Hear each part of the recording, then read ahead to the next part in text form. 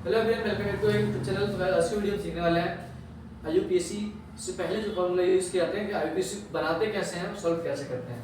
यानी कि सबसे पहले हम आईयूपीएसी के बारे में से एक कार्बन, यानी कि एक कार्बन का मतलब मैथेन, जिसमें 2 कार्बन हो ethane, 3 carbon propane, 4 carbon butane, 5 carbon pentane, 6 carbon hexane and 7 carbon heptane और 8 कार्बन जिसमें हो वो ऑक्टेन और 9 कार्बन हो नोनिन एंड 10 कार्बन जिसमें डेकेन होता है। तो इसका मतलब जो है 1 का मतलब 1 कार्बन, 2 का मतलब 2 कार्बन, 3 का मतलब 3 कार्बन, 4 का मतलब 4 कार्बन, 5 का मतलब 5 कार्बन, 6 का मतलब 6 कार्बन। इसी प्रकार तो एक कार्बन में जो होता है मैथेन होता है, 2 में एथेन, 3 में प्रोपेन, 4 में ब्यूटेन, 5 में पेंटेन, 6 में हेक्सेन, 7 में हेप्टेन, 8 में ऑक्टेन और 9 में नोनेन और 10 में डेकेन।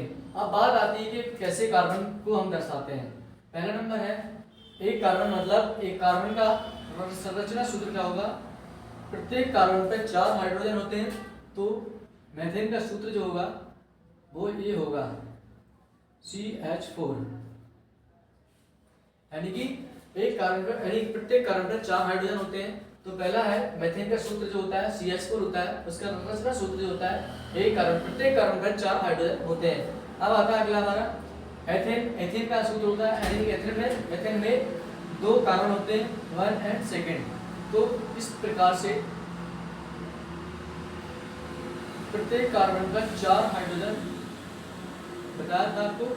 तो इसमें सूत्र जो होगा इसका मेथेन, एथेन का सूत्र जो होता है C2H6, 1 2 3 4 5 6। अगला हमारा है प्रोपेन। प्रोपेन में हमारे 3 कार्बन है, तो हम लिखेंगे 1 2 3 इस तरीके से और इस तरीके से दर्शाएंगे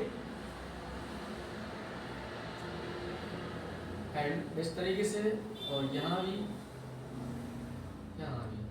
इसका सूत्र जो होगा वो होगा C3, 1 2 3, ये वाला यहाँ नहीं है, यहाँ है।